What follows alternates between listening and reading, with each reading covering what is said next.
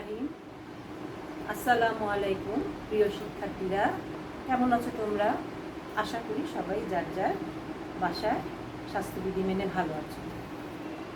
সবার স্বাস্থ্যবিধিগুলো মানতে হবে, এটাই হচ্ছে এখন আমাদের মূল শর্ত, এবং সাথে লেখাপড়াও করতে হবে। ঠিক আছে, আমি নাজরিন ইসলাম। আজকে তোমাদের সাথে আমি একাদশ শ্রেণী ক্লাসটা নেব, প্রথম পত্র। এর আগে 3টা ক্লাস নিয়েছিলাম। চ্যাপ্টারটা তোমাদের সবার মনে আছে নিশ্চয়ই, অধ্যায় দশমটা শেষ হয়নি। আমি বলেছিলাম যে এই আজকের ক্লাসে শেষ করার চেষ্টা করবো ইনশাল্লাহ। যাই হোক, অধ্যায় 10টা আমরা শুরু করে দেই। আজকে তোমাদের পড়াবো হচ্ছে পৃষ্ঠা নাম্বার 321 থেকে 325 নাম্বার পৃষ্ঠা। আচ্ছা, এখানে কি কি আছে সেই টপিকসগুলো আমরা একটু দেখে নেই এবং দ্রুত আমরা পড়ে যাবো ইনশাল্লাহ। প্রথমেই দেখো, আমি হেডিংটা লিখে রেখেছি উদ্ভিদের কৃত্রিম প্রজনন। এই কৃত্রিম প্রজনন করতে গেলে আমাদের কি কি জানতে হবে সেই ধারাবাহিকভাবে আমরা এখন পড়ে যাব। তোমরা সবাই নিশ্চয়ই হাসান স্যারের বইটা সাথে রেখেছো। 321 নাম্বার পৃষ্ঠা খুলে রাখো এবং খাতা কলম সাথে রাখো। উদ্ভিদের কৃত্রিম প্রজনন করতে গেলে আমাদের কি কি লাগবে? প্রথমেই দেখো, আমাদের জানতে হবে ব্রিডিংটা কি। সংজ্ঞাটা একটু আমরা জেনে নেই। ব্রিডিং কি? বর্তমানে প্রচলিত ফসল থেকে, এই যে আমরা যে ফসলটা দেখতে পাই সবসময় আমাদের কাছে, তার চেয়েও আমরা আরও উন্নত বৈশিষ্ট্যের নতুন প্রকরণ উদ্ভাবন করব, সেই প্রক্রিয়াটাকে আমরা ব্রিডিং বলব। তার মানে বর্তমানে প্রচলিত ফসল থেকে আরও উন্নত বৈশিষ্ট্যের নতুন প্রকরণ উদ্ভাবন প্রক্রিয়াকে সাধারণভাবে কি বলা হয়? ব্রিডিং। আচ্ছা, এই ব্রিডিং করতে গেলে কি কি লাগতে পারে? 3টা প্রক্রিয়া আমি একটু বলি। নির্বাচন, সংকরায়ন, মিউটেশন। নির্বাচনকে বলা হয় সিলেকশন, সংকরায়নকে বলা হয় হাইব্রিডাইজেশন, মিউটেশন মানে মিউটেশনই ইত্যাদি পদ্ধতির মাধ্যমে ফসলের উন্নত জাত উদ্ভাবন করা যায়। আচ্ছা, এখন এই যে ব্রিডিংয়ের মাধ্যমে 3টা প্রক্রিয়া, এই প্রক্রিয়াগুলোর মাধ্যমে আমরা উদ্ভিদের কৃত্রিম প্রজনন করতে পারবো। তাহলে উদ্ভিদের কৃত্রিম প্রজননের সংজ্ঞাটা আমাদের আগে জানতে হবে। আমরা এর আগে অযৌন প্রজনন, যৌন প্রজনন এবং উদ্ভিদের কি পড়েছি? পার্থেনোজেনেসিস। এখন উদ্ভিদের কৃত্রিম, আমরা আগেই বলেছি কৃত্রিম মানেই নিজেদের করতে হবে প্রক্রিয়াটা, প্রাকৃতিকভাবে আমরা করতে দিব না। তাহলে উদ্ভিদের কৃত্রিম প্রজননটা কি, একটু সংজ্ঞাটা আমরা জেনে নেই। সংজ্ঞাটা একটু খেয়াল করো সবাই। উদ্ভিদের কৃত্রিম প্রজননের সংজ্ঞাটা: দুটি বিসদৃশ নির্বাচিত উদ্ভিদের মধ্যে যেখানে প্রাকৃতিক উপায়ে পরাগায়ন এবং প্রজনন ঘটানো সম্ভব, সেখানে নিয়ন্ত্রিত উপায়ে পরাগায়ন ঘটিয়ে উদ্ভিদের বৈশিষ্ট্যের পরিবর্তন সাধন করে উন্নত জাত বা প্রকরণ সৃষ্টি করাকে উদ্ভিদের কৃত্রিম প্রজনন। তার মানে আমরা সহজভাবে বলি, কৃত্রিমভাবে আমরা কি করব? পরাগায়ন করব। প্রাকৃতিকভাবে আমরা পরাগায়ন এবং প্রজনন ঘটতে দিব না। কৃত্রিমভাবে আমরা পরাগায়ন ঘটিয়ে কি করব? উদ্ভিদের বৈশিষ্ট্যের পরিবর্তন সাধন করে উন্নত জাত বা প্রকরণ সৃষ্টি করে আমরা কি করব? উদ্ভিদের কৃত্রিম প্রজননটা করে থাকবো। আচ্ছা, তাহলে এই উদ্ভিদের কৃত্রিম প্রজননের মাধ্যমে তো আমরা একটা উদ্ভিদ পাবো। যে উদ্ভিদটা পাবো তারও তো একটা নাম থাকবে, যেহেতু স্বাভাবিকভাবে সেটা কৃত্রিমভাবে হয়েছে, স্বাভাবিক প্রজননের মাধ্যমে হয়নি। তাহলে উদ্ভিদের কৃত্রিম প্রজননের মাধ্যমে যে আমরা উন্নত জাত উদ্ভিদটা পেলাম, তারও তো একটা নাম থাকবে। সেই উদ্ভিদটাকে আমরা বলি সংকর উদ্ভিদ। কি বলি? সংকর উদ্ভিদ বা হাইব্রিড উদ্ভিদ। সংকর কথাটার চেয়ে আমরা হাইব্রিড কথাটার সাথে খুব বেশি পরিচিত। আমরা বাজারে সবজি কিনতে গেলে আমরা কি শুনি? হাইব্রিড লেবু, হাইব্রিড টমেটো, হাইব্রিড মরিচ, হাইব্রিড নানা ধরনের শাকসবজি, ফলমূল। তার মানে এই যে হাইব্রিড সবজিটা বা আমরা ফসলটা পাচ্ছি, এই যে হাইব্রিড, এই প্রক্রিয়ায় যে উদ্ভিদটা পাচ্ছি কৃত্রিম প্রজননের মাধ্যমে, তাহলে সেই উদ্ভিদটার নাম চলে আসছে সংকর উদ্ভিদ বা হাইব্রিড উদ্ভিদ।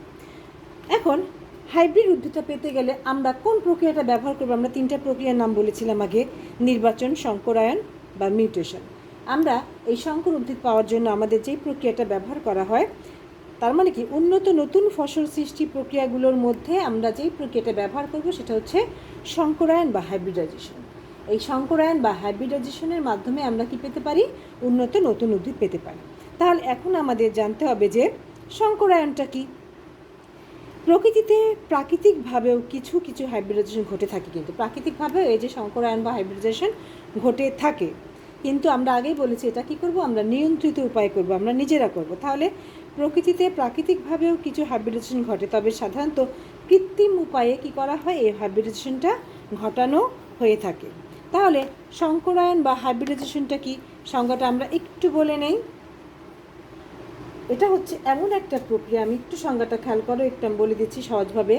সংকরায়ন হলো উদ্ভিদ সুপ্রজননের এমন একটি পদ্ধতি, সংকরায়ন হলো সুপ্রজননের এমন একটি পদ্ধতি যেখানে এক বা একাধিক, খেয়াল করো, এক বা একাধিক জিনগত বৈশিষ্ট্যে দুই বা ততোধিক ভিন্ন উদ্ভিদের মধ্যে ক্রস ঘটিয়ে নতুন ভ্যারাইটি বা জাত উদ্ভাবন করা হয়। ঠিক আছে, তাহলে সংজ্ঞাটা আশা করি তোমরা ক্লিয়ার হয়েছ। এখন আমরা জানবো যে এটা গেল নর্মাল হাইব্রিডাইজেশনের সংজ্ঞা। এখন কৃত্রিম হাইব্রিডাইজেশন কি, এটা আমাদের জানতে হবে, কারণ আমরা পড়বো হচ্ছে কৃত্রিম হাইব্রিডাইজেশন প্রক্রিয়া। তাহলে আমাদের এখন সংজ্ঞাটা জানতে হবে, কৃত্রিম হাইব্রিডাইজেশন কি, এর প্রক্রিয়া বা কৌশলগুলো এবং এর জন্য আমরা কী সতর্কতা অবলম্বন করবো। তাহলে আমরা প্রথমেই জানি সংজ্ঞাটা কি, কৃত্রিম হাইব্রিডাইজেশন কাকে বলে। আগেই বলেছি ভিন্নতর জেনেটিক বৈশিষ্ট্য থাকতে হবে। ভিন্নতর জেনেটিক বৈশিষ্ট্য মণ্ডিত দুই বা ততোধিক উদ্ভিদের মধ্যে ক্রস করানোর প্রক্রিয়াকেই বলা হয় কৃত্রিম হাইব্রিডাইজেশন। সংজ্ঞাটা আমি আবার বলছি, এটা ক্লিয়ার না হলে তোমরা প্রক্রিয়াটা বুঝতে কষ্ট হবে।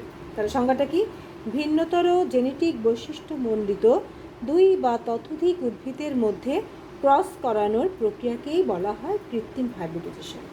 এই কৃত্রিম হাইব্রিডাইজেশন করা হয়ই হচ্ছে নতুন প্রকরণ সৃষ্টির লক্ষ্যে। কৃত্রিম হাইব্রিডাইজেশন কেন করব আমরা, নতুন প্রকরণ সৃষ্টির উদ্দেশ্যেই আমরা এই কৃত্রিম হাইব্রিডাইজেশনটা করবো। এই কথাটা আমি কয়েকবার বললাম।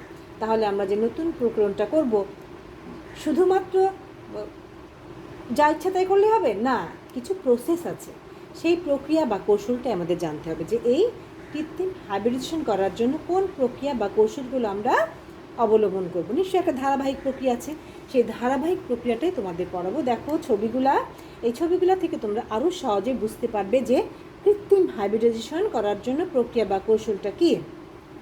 প্রথমেই দেখো, এর জন্য কয়েকটা ধাপ আছে, 9টা ধাপ আছে।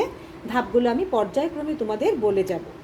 প্রথমেই দেখো, আমি একটা ছবি এখানে সুন্দর করে এঁকেছি। দেখো ছবিটা কী লেখা আছে, ক্রসিংয়ের বিভিন্ন পর্যায়। তার মানে যেহেতু কৃত্রিম হাইব্রিডাইজেশন কীভাবে ক্রস করে আমরা নতুন উদ্ভিদটা পাবো, সেই ধারাবাহিক ছবিগুলোই এখানে দেওয়া আছে। তাহলে ছবিটার হেডিংটা খেয়াল করো, ক্রসিংয়ের বিভিন্ন পর্যায়।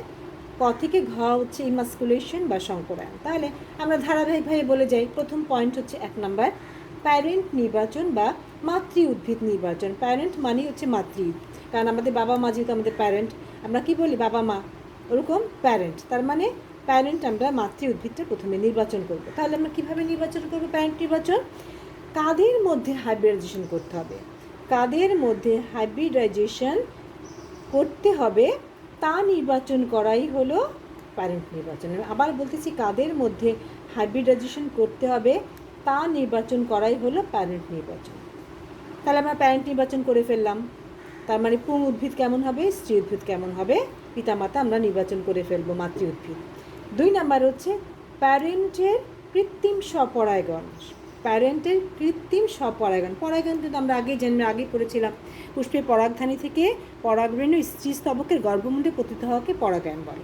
এখানে নতুন আরেকটু কি, স্বপরাগায়ন মানে কি, এখানেও তো গর্ভমুণ্ডে তোমার পরাগরেণু পড়বে, কিন্তু স্বপরাগায়ন মানে হচ্ছে একই পুষ্পে কিংবা একই উদ্ভিদের অন্য একটি ফুলের মধ্যে পরাগায়ন ঘটানোকে কিন্তু স্বপরাগায়ন বলা হয়। তাহলে প্যারেন্টের কি করব আমরা, কৃত্রিম স্বপরাগায়ন করব। কিভাবে করব এটা একটু বুঝে নাও।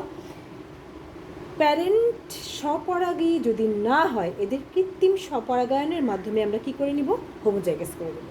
তার মানে প্যারেন্ট যদি স্বপরাগী না হয়, আমরা কি করব, কৃত্রিম স্বপরাগায়নের মাধ্যমে এদের হোমোজাইগাস করে নিতে হবে। এটা হচ্ছে প্যারেন্টের কৃত্রিম স্বপরাগায়ন। তাহলে প্যারেন্টের কৃত্রিম স্বপরাগায়ন আমরা ঘটাবো নিজেরা, না হলেও আমাদের কৃত্রিমভাবে স্বপরাগায়ন করে নিতে হবে।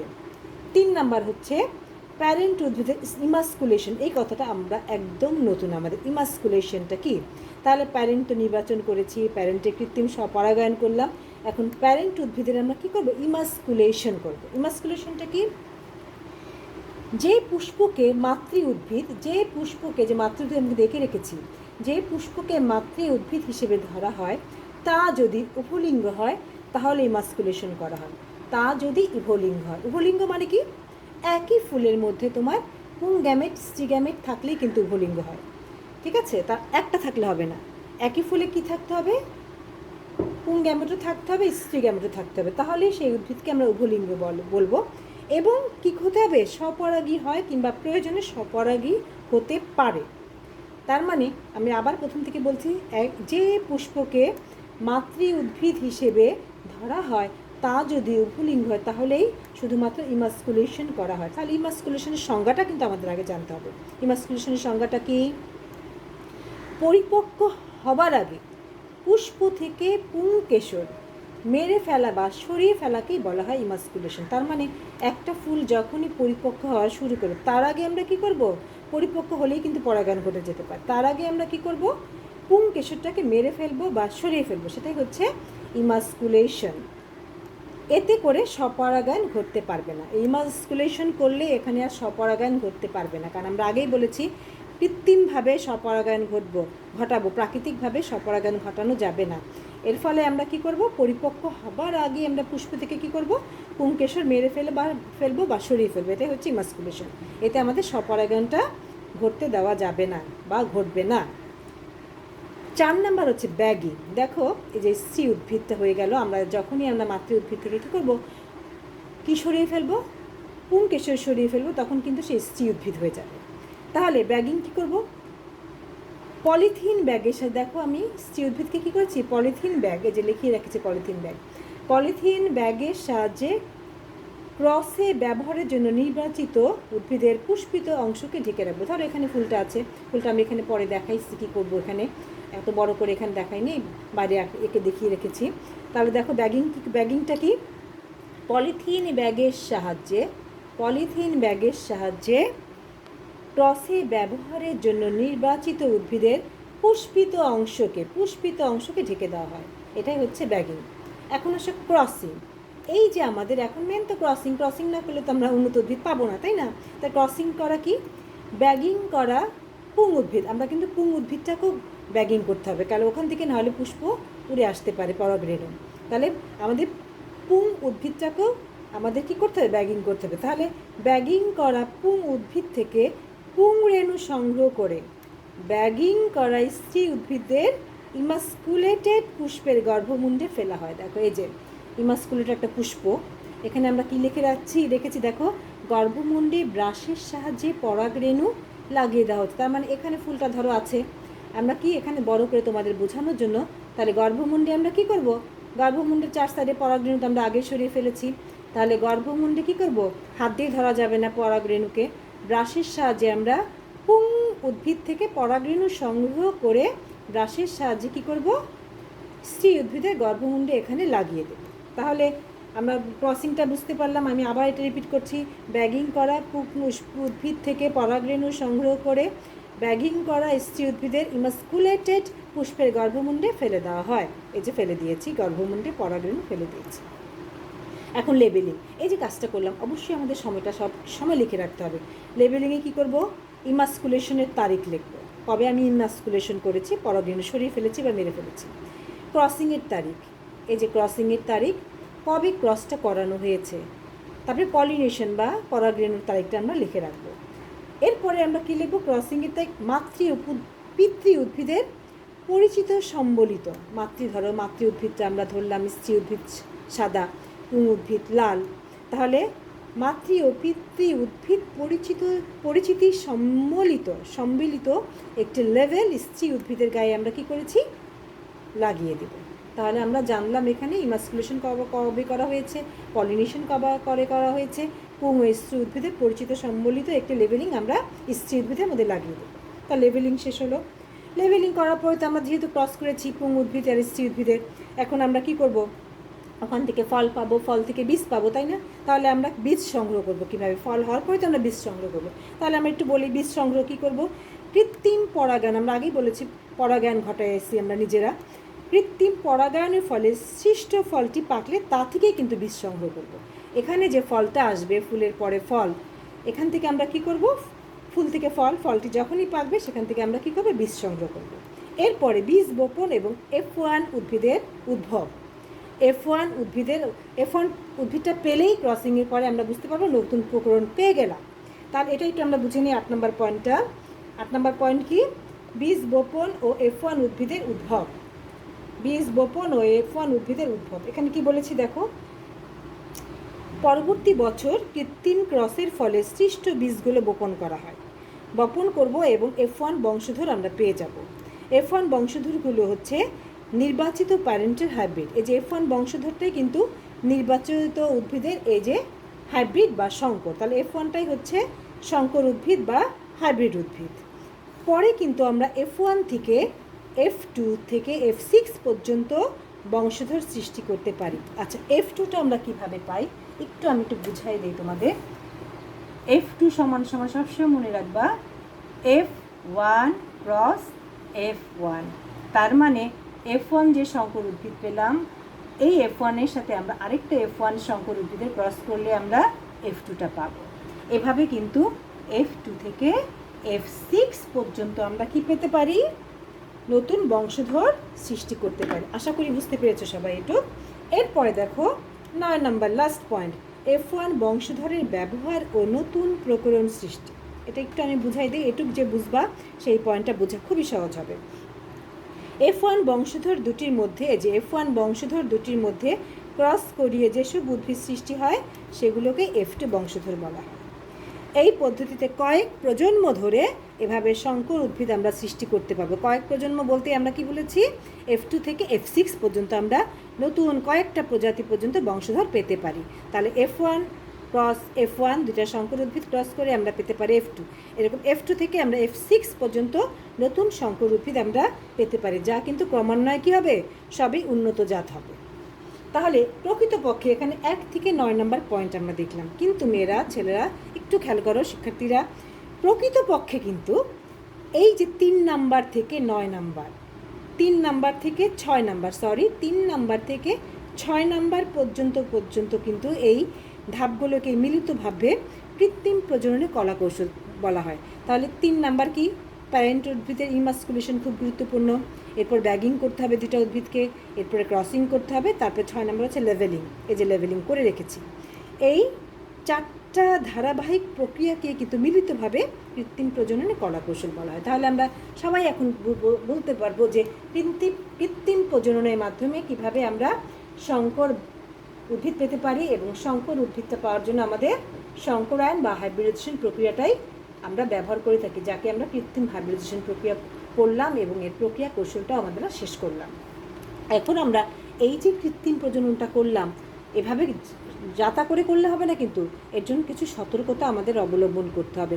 একটু জাস্ট আমি তোমাদের ছোট করে সতর্কতাগুলো বলে দিই, তাহলে আমাদের এই প্রক্রিয়াটা সার্থক হবে এবং আমরা সুন্দর 1 থেকে 6 পর্যন্ত ইচ্ছা করলে আমরা উন্নত প্রজাতি পেতে পারি।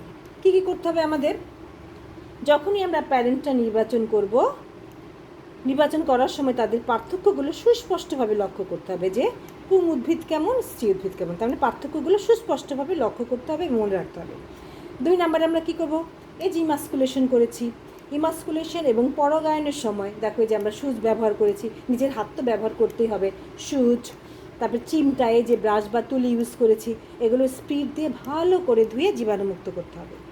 3 নাম্বার কী করতে হবে, লক্ষ্য রাখতে হবে ইমাস্কুলেশন করেছি, ইমাস্কুলেশনের সময় যেন পুংকেশর এই ফুলের মধ্যে না থেকে যায়। তার মানে ভালোভাবে পুংকেশরটাকে মেরে ফেলতে হবে বা সরিয়ে ফেলতে হবে।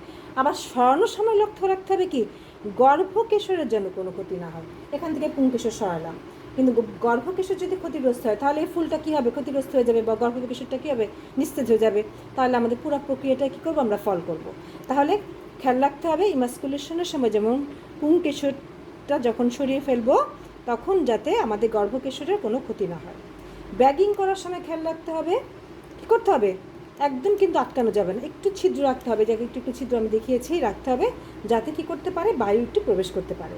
লাস্ট কি করতে হবে, এই যে আমরা বীজগুলা পেলাম শঙ্করায়নের মাধ্যমে, এই বীজ সংগ্রহ করব এবং এর কলা কৌশলগুলো যাতে সঠিকভাবে হয়, এই যে 1 থেকে 9 নাম্বার পর্যন্ত কলা কৌশলগুলো যাতে সঠিকভাবে আমরা করি, 1 থেকে 9 নাম্বার পর্যন্ত সেটা সুন্দরভাবে সঠিক নিয়মে করতে হবে। তাহলে আমরা কৃত্রিম প্রজননের মাধ্যমে আমরা কি করতে পারবো, শঙ্কর উদ্ভিদ, খুব উন্নত জাতের বৈশিষ্ট্য উদ্ভিদ পাওয়া আমাদের জন্য খুব সহজ হবে এবং আমাদের ফসলে এবং প্রাকৃতিকভাবে আমরা কি করব, খুবই উন্নতি লাভ করতে পারবো কৃষিক্ষেত্রে। এখন এই যে কৃত্রিম প্রজননটা করলাম, এই কৃত্রিম প্রজননের ক্ষেত্রে কিছু আমাদের বৈশিষ্ট্য আমরা পেলাম। এখন 2টা হেডিং আমাদের পড়তে হবে, জানতে হবে বিবর্তনে কৃত্রিম প্রজননের ভূমিকা কী, আর কৃত্রিম প্রজনন যে করলাম, এই যে এত কষ্ট করে আমি প্রাকৃতিকভাবে করতে না দিয়ে কৃত্রিমভাবে করলাম, নিশ্চয়ই আমি কি একটা দেশ, একটা জাতি, একটা পরিবার, একটা সমাজ লাভবান হওয়ার জন্য তো এটা করবে, তাই না? তাহলে কৃত্রিম প্রজননের অবশ্যই অর্থনৈতিক গুরুত্বটা আমাদের জানতে হবে যে কেন আমি এই প্রক্রিয়াটা করব। তার আগে আমি একটুখানি তাহলে এটা প্রথমে একটু হেডিংটা দিয়ে নিই, বিবর্তনে কৃত্রিম প্রজননের ভূমিকা, বিবর্তন এরা কী ভূমিকা রাখতেছে এটুকু একটু বলে তারপরে আমরা অর্থনৈতিক গুরুত্বটা পড়ে ফেলবো। আচ্ছা, বিবর্তনে কৃত্রিম প্রজননের ভূমিকা কিন্তু অপরিসীম। সংক্ষেপে একটু করে বলে যাই, প্রথমে হচ্ছে ভ্যারিয়েশন বা জাত সৃষ্টি, 1 নম্বর হচ্ছে ভ্যারিয়েশন বা জাত সৃষ্টি। বিবর্তনে আধুনিক ধারণার মতে মিউটেশন, ক্রোমোজোমীয় মিউটেশন, জেনেটিক রিকম্বিনেশন, এগুলো আমরা অধ্যায় 11তে ডিটেলস পড়বো, এগুলো জাস্ট বলে যাচ্ছি, তোমরা খেয়াল করো। তাহলে কি বললাম, বিবর্তনে আধুনিক ধারণা মতে মিউটেশন, ক্রোমোজোমীয় মিউটেশন, জেনেটিক রিকম্বিনেশন প্রজাতি বৈচিত্র্যের জন্য খুবই গুরুত্বপূর্ণ। ফলে কৃত্রিম প্রজননের মাধ্যমে উন্নত গুণসম্পন্ন নতুন নতুন প্রজাতি তৈরি করা হয়, যার মাধ্যমে কি হচ্ছে, এই কৃত্রিম প্রজননের মাধ্যমে ভ্যারিয়েশনটা সৃষ্টি হচ্ছে। এরপর যা 2 নাম্বার হচ্ছে তোমার প্রতিকূল সহিষ্ণু জাত উদ্ভাবন। কৃত্রিম প্রজননের মাধ্যমে বন্যা, খরা, লবণাক্ত প্রতিরোধক্ষম জাত তৈরি করা যায়। এর ফলে পরিবেশের সাথে এরা কী করতে পারে, সহজেই নিজেকে খাপ খাইয়ে নিতে পারে। 3 নাম্বার হচ্ছে রোগ প্রতিরোধক্ষম জাত তৈরি। শস্যের সর্বোচ্চ ফলনের প্রধান সমস্যা হলো রোগ ও কীটপতঙ্গের আক্রমণ। কৃত্রিম প্রজননের মাধ্যমে আমরা কি করতে পারি, বিভিন্ন ফসলের রোগ প্রতিরোধী জাত উদ্ভাবন করতে পারি। 4 নাম্বার হচ্ছে গুণগত মান উন্নয়ন, যার জন্য আমরা এই প্রক্রিয়াটা করতেছি, এই ধারাবাহিকতার জন্যই কিন্তু এত কষ্ট আমাদের। গুণগত মান উন্নয়নের ক্ষেত্রে আমরা কী করতে পারি, শস্যের ক্ষেত্রে দানার আকৃতি, বর্ণ, গন্ধ, স্বাদ, দীর্ঘ সংরক্ষণ সময় ইত্যাদি উন্নত বৈশিষ্ট্যের জন্য আমরা কী করতে পারি, এই প্রক্রিয়াটা চালিয়ে যেতে পারি। লাস্ট হচ্ছে আবাদকাল সংক্ষিপ্তকরণ। সারা বছর ধরে যদি একটা ফসলই আমরা আবাদ করি তাহলে কিন্তু হবে না, আবাদকালটা আমাদের কী করতে হবে, সংক্ষিপ্ত করতে হবে। এতে আমাদের কী হবে, খরচও কম হবে এবং আমরা কী করব, অনেক সময় দেখা যায় যে বন্যা চলে আসে, এর ফলে আমরা কী করতে পারবো, 30 থেকে 35 দিন যদি আমরা কমায় আনতে পারি তাহলে কী করতে পারি, আমরা বন্যার পূর্বেই ফসলগুলো সংগ্রহ করতে পারি। এই জন্য আবাদকালটা আমাদের সংক্ষিপ্ত করতে হবে। তাহলে বিবর্তনে কৃত্রিম প্রজননের এই ভূমিকাগুলো 5টা ধাপ একটু পড়ে ফেলবে। এখন লাস্ট পর্ব হচ্ছে কৃত্রিম প্রজননের অর্থনৈতিক গুরুত্ব। আমরা আগেই বলেছি, আমরা এই যে একটা প্রক্রিয়া করব, অবশ্যই আমাদের অর্থনৈতিক দিক দিয়ে আমরা লাভবান হই বলেই কিন্তু এটা সব দেশে এবং এখন বাংলাদেশেও করা হচ্ছে। এই হাইব্রিডাইজেশনের মাধ্যমে হাইব্রিড উদ্ভিদ আমরা পাচ্ছি এখন। তাহলে এর বেশ কয়েকটি ফসল পাওয়ার জন্য বেশ কয়েকটি আমরা দেখেছি, ধান, গম, ভুট্টা, ফুল, তারপরে তোমার বীজ, সব ক্ষেত্রে আমরা অনেক অনেক অনেক উন্নতি সাধন করতে পেরেছি এই কৃত্রিম প্রজননের মাধ্যমে। তাহলে কিছু কিছু পয়েন্ট আকারে তোমাদের আমি বলে দিই। যেমন কৃত্রিম প্রজননের ক্ষেত্রে প্রথমেই আমরা পেতে পারি উচ্চ ফলনশীল ধান। আমরা কিন্তু মাছে ভাতে বাঙালি, ধান আমাদের প্রধান অর্থকরী ফসল। তাহলে ধানটা আমরা কীভাবে উন্নত আরও করতে পারি, এর জন্য আমরা কৃত্রিম প্রজননের মাধ্যমে কীভাবে করতে পারি সেটা একটু বলি। তাহলে উচ্চ ফলনশীল ধানজাত সৃষ্টি কীভাবে আমরা করতে পারি, দেখো 1960 দশকে কিন্তু ফিলিপাইনে অবস্থিত আন্তর্জাতিক ধান গবেষণা কেন্দ্রে বিজ্ঞানীগণ এই ধান উদ্ভাবন করেন। কৃত্রিম প্রজননের মাধ্যমে উদ্ভাবিত উচ্চ ফলনশীল ধান ইরি 20, ইরি 8, ইরি 5, ইরি 28, ইরি 29 তৈরি করেছে। একক প্রতি এদের ফলন বেড়েছে বহুগুণ। বাংলাদেশ ধান গবেষণা ইনস্টিটিউট বা কেন্দ্র, যেটাকে বলা হয় BRRB, Bangladesh rice research institute, এরা কি করেছে, উচ্চ ফলনশীল ধান যেমন চান্দিনা, বিরিশাইল, ইরিশাইল ইত্যাদি ফলন উৎপাদন করেছে এবং এর ফলে কি হয়েছে, বাংলাদেশ ধান গবেষণা কর্তৃক উদ্ভাবিত এই 4টি উফশি ধানের নাম হলো এরা এই প্রক্রিয়াগুলোর মাধ্যমে এই ধানগুলোর মধ্যে ক্রস করার মাধ্যমে বিভিন্ন ধরনের ধান পেয়েছে। দেখো সবই কিন্তু তোমার হাইব্রিড ধান। কি কি? চান্দিনা, মালা, শাহিবালাম, শ্রাবণী ইত্যাদি। গত 40 বছরে এশিয়া ধানের উৎপাদন কম পক্ষে তোমার কী হয়েছে? এর ফলে 40 গুণ বেড়ে গেছে। এর ফলে কী হয়েছে? আগে যে সকল ধান তোমার একর প্রতি ছিল তোমার 30 থেকে 35 মণ, এখন সেখানে ফলন বেড়ে গেছে 70 থেকে 90 মণ। এর ফলে কিন্তু এখন কোথাও পৃথিবী আর কি হয় না, তোমার দুর্ভিক্ষ নেই। বাংলাদেশে তো এখন দুর্ভিক্ষ তো শোনাই যায় না, শুধুমাত্র এই ফসল উৎপাদন বেড়ে গেছে বলে, যেখানে তোমার কয়েক গুণ, যেখানে 30 থেকে 35 মণ হতো, এখন তোমার কি হচ্ছে 70 থেকে 90 মণ ধান উৎপাদন হচ্ছে একর প্রতি। তাহলে আমরা এতে কি করেছি? আমাদের ধানের উৎপাদন অনেক বেড়ে গেছে। বিশেষ করে ইরি 8, ইরি 5, ইরি 6 এগুলো উচ্চ ফলনশীল ধানের জাত। ইন্দোনেশিয়ায় কী করা হয়েছে? ইন্দোনেশিয়ান পেটা ধান এবং তাইওয়ানের ডিজি উজেন ধানের সংকরায়ন করে উদ্ভাবন করা হয়েছে ইরি 8। এর একর প্রতি ফলন বেড়েছে 90 থেকে 100 মণ। ইরি 5 উদ্ভাবন করা হয়েছে ইন্দোনেশিয়ার পেটা ধান এবং টংকাই ধানের সংকরণ করে। ইরি 5-এর ফলন একর প্রতি 70 থেকে 75 মণ বেড়েছে। আমি ধানটা একটু ডিটেলস বলছি, কারণ আমরা যেহেতু ভাতে মাছে বাঙালি, ধান আমাদের প্রধান অর্থকরী ফসল। এরপরে দেখো কি বলা হয়েছে? বাংলাদেশে উদ্ভাবিত ইরি শাল উদ্ভাবন করা হয়েছে ইন্দোনেশিয়ার পেটা ধান এবং ভারতের টিকি M6 ধান এবং তাইওয়ানের চাইটু 1 এর মধ্যে সংকরায়ন করে। ফলে একর প্রতি এখানেও তোমার 70 থেকে 75 মণ ধান উৎপাদন হচ্ছে।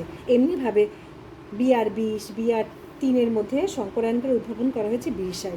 এবং তোমার এভাবে আমরা কি পাচ্ছি?